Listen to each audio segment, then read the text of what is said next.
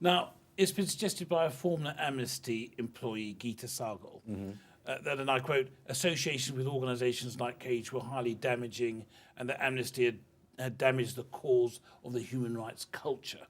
Now, while it's true that Mrs. Sahgal may have had her own agenda, perhaps, as a former leading figure in the campaign group Southall Black Sisters, who I know is avowedly outspoken against Islamic principles and Sharia in particular, Amnesty's International Deputy Director, Steve Crawshaw, was in the media this week and was forced to announce that he was saddened over the way that you handled this affair and that Amnesty as an organisation was unlikely to partner Cage in the future. In fact, Kate Allen, the UK director, announced yesterday that, and they said, they are reviewing whether any future association with the group would now be appropriate.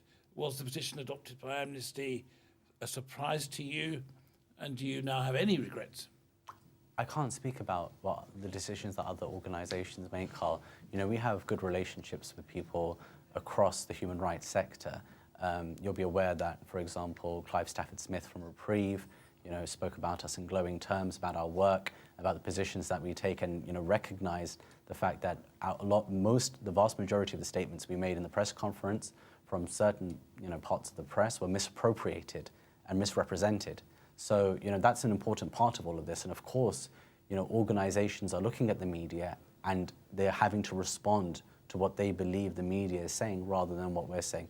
We welcome any organisation to come and talk to us, to ask us about our positions, to see whether or not there is anything to actually be worried about. And I'm sure once they sit down with us and actually have a reasoned discussion about what our positions are, then of course we'll hopefully at some point soon go back to getting on with what matters, which is the work, which is stopping arbitrary detention, stopping torture, stopping rendition and extrajudicial killings, whoever perpetrates it.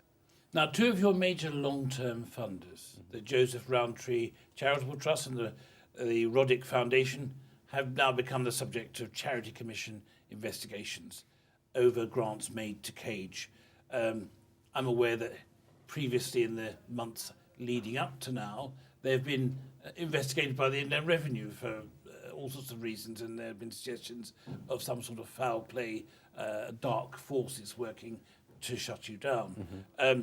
The Joseph Rowntree issued a statement which stated, and I'm going to quote them, "The Trust does not necessarily agree with every action or statement of any group that we have funded. We believe that Cage is asking legitimate questions about security service contact with those who have gone on to commit high-profile and horrific acts of violence. But this does not in any way absolve any such individual from responsibility of such criminal acts." Absolutely. Do you agree with that statement? And is the Charity Commission justified in opening these investigations on the basis, as they say, that Cage's actions raised clear questions for charities? Well, on the first question, yes, we've already covered that point, that we agree with that position entirely. Every single individual who commits a crime or war crime, any act of violence, anywhere in the world, they have to be held accountable for that.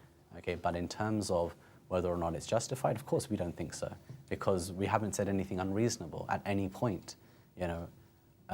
We feel sad for the families that the media has misrepresented our views to make it sound like we were somehow supporting Jihadi John, which we never have.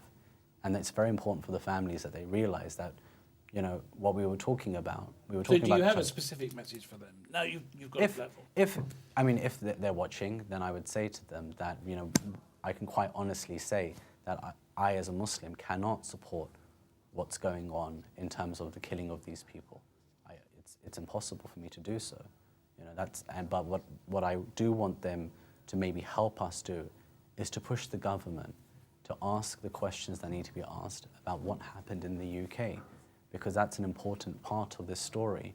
That doesn't absolve him at all. He needs to be held account if it's him that's carried these things out. But whoever it is, whoever that person is, even if it's not Mohammed Emwazi, whoever that individual is who's been carrying out these executions, he should be held accountable for what he's done.